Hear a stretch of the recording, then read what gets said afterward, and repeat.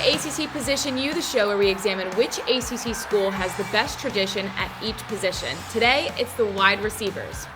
We have a terrific panel of experts that will help us decide which school will be designated as Wide Receiver U. But before we meet them, let's look at the criteria that was used to determine our finalists. First, we looked at how successful the players were in college. Second, how high of a draft position they went. And finally, we went and looked at their NFL career. Also, since the makeup of the ACC changed over the years, we considered all players from a school's history, whether they played in the ACC at that time or not. And while the players from the last 20 to 25 years are fresher in our minds, we didn't limit our selections to just the recent past. There can be arguments made for several others, but based on that criteria, we narrowed it down to 4 schools as our finalists for wide receiver: Clemson, Florida State, Louisville, and Miami. Now let's meet our esteemed panel to debate the merits of each of our finalists. Roddy Jones was a 4-year starting running back at Georgia Tech and is now an analyst on ESPN and the ACC Network. David Teal has covered the ACC for many years and was named the Virginia Sports Writer of the Year 13 times. And Bryant McFadden is a former Florida State Seminole who went on to win 2 Super Bowls with the Pittsburgh Steelers. Thank you guys all for being here. We really appreciate it. We're going to start with Clemson and begin with you, Roddy. Right off the bat, who comes to your mind when you think Clemson wideouts?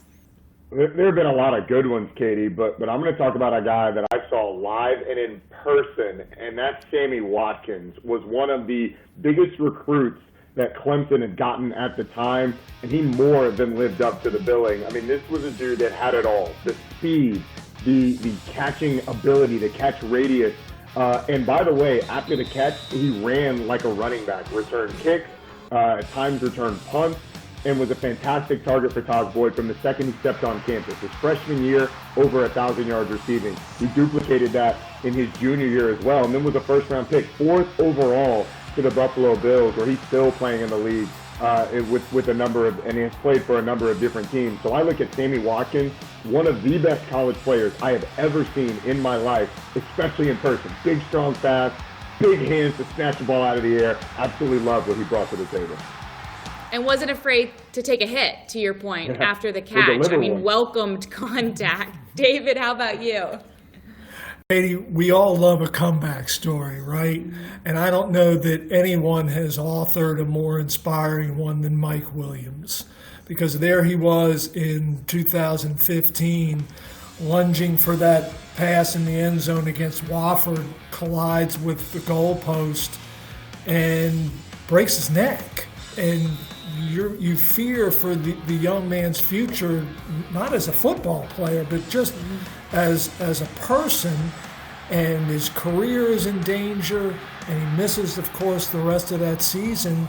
But then by 2016, he's back. He's the best receiver in the ACC. His 98 catches that season are second only to Sammy Watkins in Clemson history.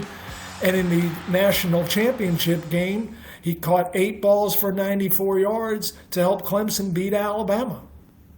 There were people, David, that didn't believe he would ever step foot on a football field after that injury. But of course, he believed that he could, and that's what makes that story so remarkable. Bryant, who comes to your mind when you think Clemson wide receivers? DeAndre Hopkins. I mean, throughout his football career, you just should call him Mr. Consistency, right? So let's go back to Death Valley, Clemson. Big-time ACC player, big-time playmaker. In 3 years, this man gave them 27 touchdowns.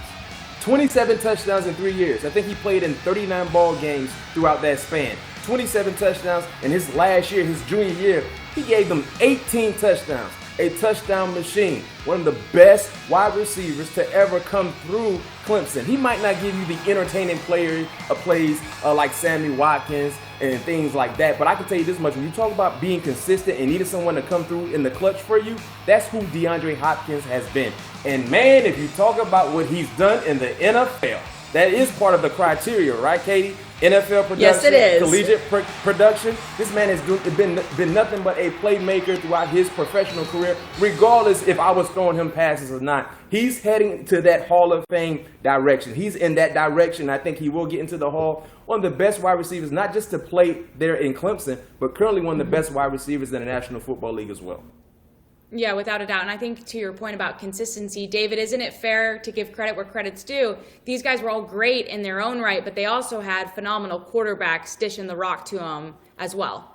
No question. When you got Deshaun Watson and Trevor Lawrence and Taj Boyd slinging it to you, they can make you look pretty good. Yeah, they can. They really can. All right, that wraps up our look at Clemson. The next contender is going to be Florida State. Bryant, keep your excitement contained right now. We'll go to our panelists and see who represents Florida State's wide receivers next on ACC Position U.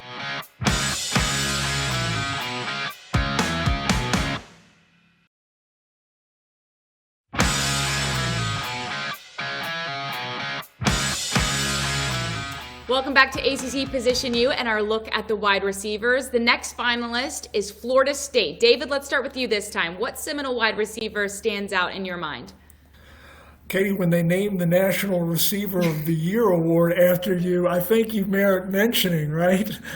Fair. And that would be Fred Biletnikoff, who, by the way, was the first consensus All-American in Florida State football history back in 1964. And, then he had a choice. Do I play in the NFL? Do I play in the NFL? And he chose the AFL's Oakland Raiders. And you talk about a fortuitous decision. He then became an NFL Pro Football Hall of Famer. He made Stickum famous. He used to just have this glue dripping from his hands, driving defensive backs such as Bryant McFadden crazy because he never dropped a pass. And he was the MVP of the Raiders' 1977 Super Bowl rout of the Minnesota Vikings. Yeah, great choice by you. Bryant, I'm curious, are you going to pick somebody that you win against in practice, or are you going a different route? Yo, that Fred Biletnikoff pick is outstanding, number one. He has, like you said, Dave, he has a trophy, so that could just be case closed right there. But you know what? I'm going to open it a little bit. Peter Ward, probably one of the most entertaining college football players I've ever seen. I know you can throw him into that conversation with Reggie Bush, Randy Moss, but top three, one of the most entertaining college players I've ever seen do it. Number 9, not just as a wide receiver, but as a punt returner. Anytime he had the football in his hands, you stood up, even if you weren't in the stadium, because you didn't want to miss the unbelievable play he was about to put on display for you. When you look at his numbers, 4th in ACC history in receiving yards, 2nd in ACC history in touchdown receptions. This is a man who was a dominating player. And I go back to one particular ball game where he was suspended for the first quarter or two. They were playing against North Carolina. At that time, North Carolina had a highly touted, respected cornerback in Dre Bly. Dre Bly was talking trash to Peter on the sideline.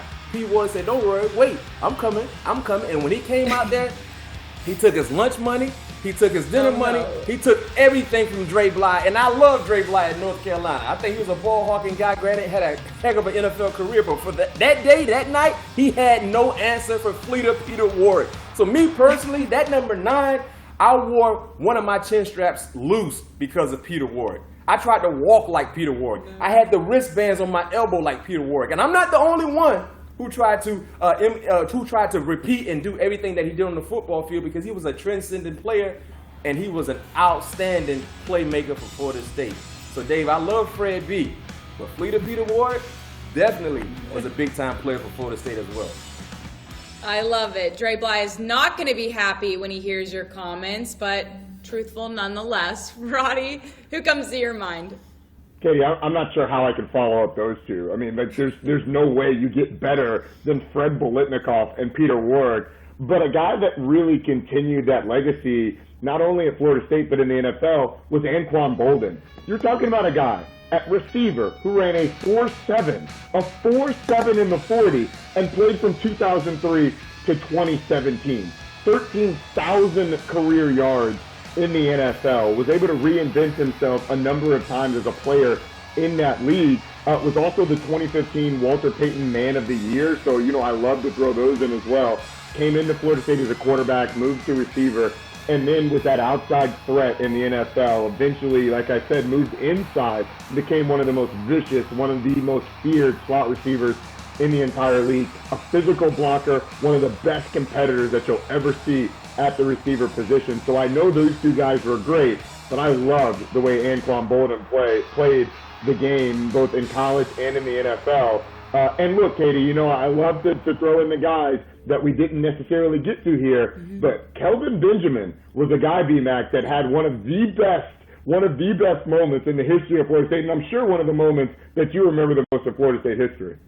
No question, that national championship game against Irvin. Treetop is what they used to call him because he's around 6'5", 6'6", and he actually played to his measurables. Had an outstanding career that led to him being a first-round selection. Another player you want to throw into the mix for Florida State as well when you talk about quantity, Lavernius Coles. Granted, didn't fulfill his obligation at Florida State because of disciplinary issues, but yet and still a top-tier playmaker, a guy who ran 4.2. And you talk about some of the plays that Peter Warrick made, Lavernius Coles was right on the opposite side of the football field, making some plays as well in that offense. So Kelvin Benjamin, Lavernius Coles, two notable names you can throw into the category as well.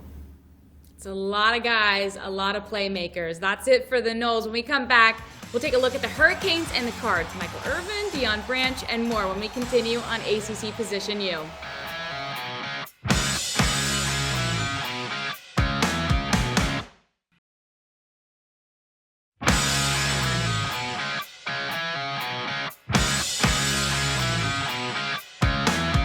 Welcome back to ACC Position U. We have two more schools to consider in our look at the wide receiver, the University of Louisville and the University of Miami. Bryant, let's start with you. Who set the standard for Louisville wide receivers? And be nice. This is my alma mater. I'm going to be nice, and hopefully I provide some sound facts that you agree with me when it comes to this particular university. I got to start with Deion Branch. Anytime your jersey number is honored, they pay tribute to the jersey number that you wore. You were a big deal. Deion Branch was a big deal there at Louisville. Outstanding player, second-team All-American, gave that university big-time production that led to him becoming a second-round draft pick to the New England Patriots. I think he was a 65th overall selected player in his draft. Two-time Super Bowl champion and a Super Bowl MVP. So me personally, I got to start this particular category when you talk about Louisville and wide receivers with Deion Branch. That number 9, like I said, has been honored. That's a big deal. I think that's a great selection. And I remember when I was a freshman at U of L, I knew that I wanted to get into broadcasting. I would go to football games and try to interview different people to add to my reel. And Deion Branch one night was on the sidelines. And I remember my hand was shaking going up to interview a Super Bowl champion. And he was so unbelievably kind and gracious, which made me an immediate fan, not just of what he was able to do with his football career, but just Deion Branch as the person. Roddy, how about you? All right, I'm going to go with somebody who was probably the third biggest star when he was on the campus at Louisville behind Teddy Bridgewater and Katie George, and that's Devontae Parker, the receiver that Teddy Bridgewater was throwing to. First-round pick coming out of college, but when he was in college, he's a guy that exploded. His last season only played 6 games, 800 yards receiving that year. And then, obviously, the first-round pick is the only first-round pick that Louisville's had at receiver since the year 2000. So when you talk about receivers at Louisville, I know there's going to be guys with more extensive college careers. Devontae Parker, a guy that could high-point the football, a matchup problem everywhere he went. And from a star perspective, I'm sure he was a big man on campus behind only you and Teddy, Katie. You're very kind. His sheer size made him so much problems to cover. David, how about you? Katie, I'm going to go polar opposite of Roddy when it comes to draft selection, because Mark Clayton may have been the biggest 8th-round steal in NFL draft history. And why he went that late, I'll never understand. At Louisville, he set a school record averaging 21 yards a catch as a senior.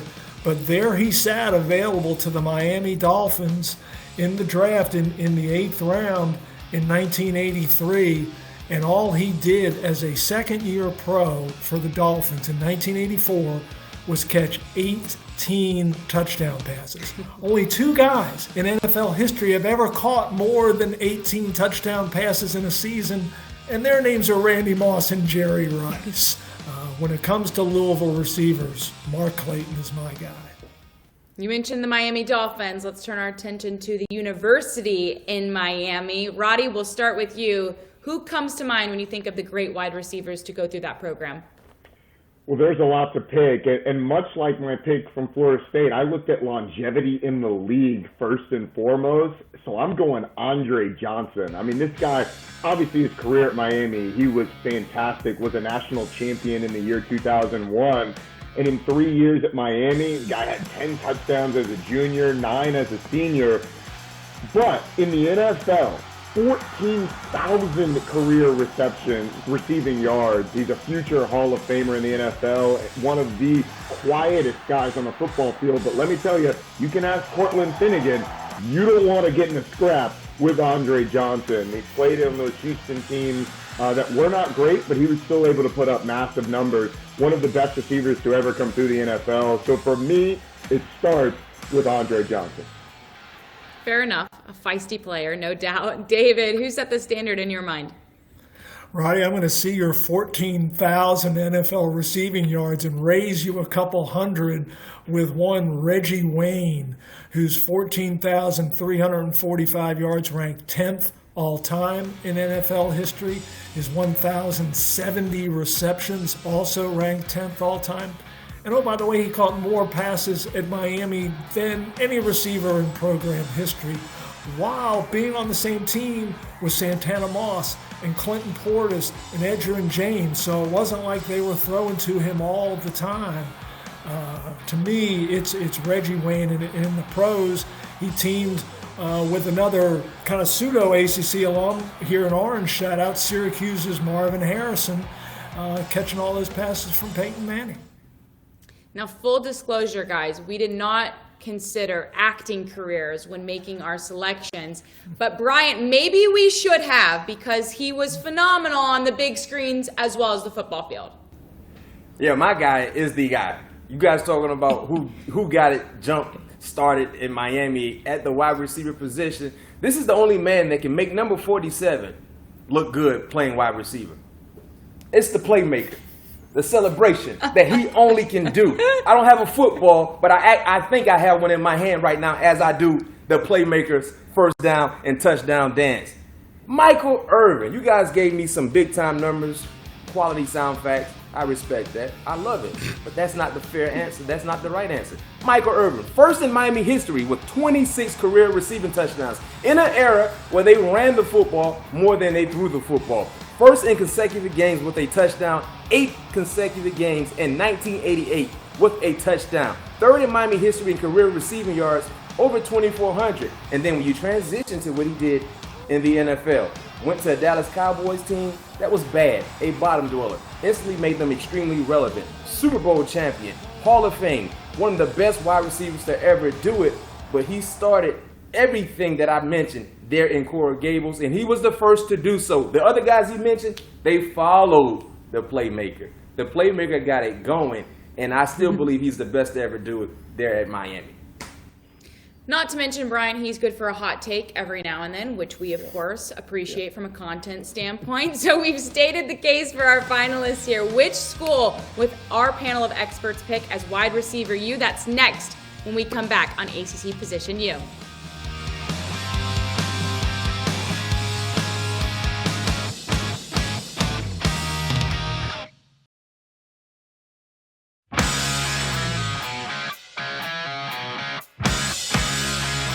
Welcome back to ACC Position U. A quick review of the criteria. We considered college career, NFL draft position, and NFL career. And now the moment of truth. Who does our panel think has the best wide receiver legacy in the ACC? Roddy, get us going, please. Who you got? All right, so first of all, I've got a little bit of a gripe because we've got a Louisville alum and a Florida State alum. Those both made the list. Georgia Tech has Calvin Johnson. How do we not make the list? What's going on here? So I'm thinking Georgia Tech. Oh, wait, I can't do that. All right, so here's the deal, Katie. On my paper, I've got something written down with who I picked. Do you? Yeah, and it was Clemson. But listening to the arguments, I got to go Miami. I just can't. I can't in good conscience. You're changing it? I could not in good conscience continue to say Clemson. I know Clemson's had the recent success. I know they've got the draft picks. Martavis Bryant, DeAndre Hopkins, Sammy Watkins, Mike Williams. The list goes on and on and on. T. Higgins. what these guys have laid out, Reggie Wayne, Michael Irvin, like you're talking about some of the all-time greats. So I've waffled. I've probably thrown everything off, but I had to go Miami. All right, I'm writing that down, Roddy. I appreciate the pivot. Last minute. David, who did you select? Roddy, welcome to enlightenment, my friend. I mean, some of us had Miami from the start, and then just to affirm the pick, there was Bryant's impassioned description of Michael Irvin, the playmaker, and all that he did wearing number, as he said, 47. You don't see that very often, if ever, from a wideout. But no, guys, when you talk Michael Irvin, Reggie Wayne, we haven't even mentioned Santana Moss, Andre Johnson. To me, Miami is wide receiver. All right, that's 2 for Miami due to Roddy's pivot last second. Brian, are we going to have another three-peat, or are you going to stick with somebody else? Yeah, I got to pivot as well. I got to be real with you guys. Number one, I was going Florida State. And then throughout this discussion, no. Yeah, I was going Florida State. So you should be surprised. I was, right? Then throughout this discussion, I heard Clemson. The guys came through big time with their facts and their points with Clemson. I'm like, you know what? I might switch to Clemson. And then when we got to Miami, and I heard Roddy talk about Andre Johnson. I heard Dave talk about Reggie Wayne. Then I talked about Michael Irvin. I said, well, dang, that's some top-tier talent that you cannot overlook and you got to appreciate.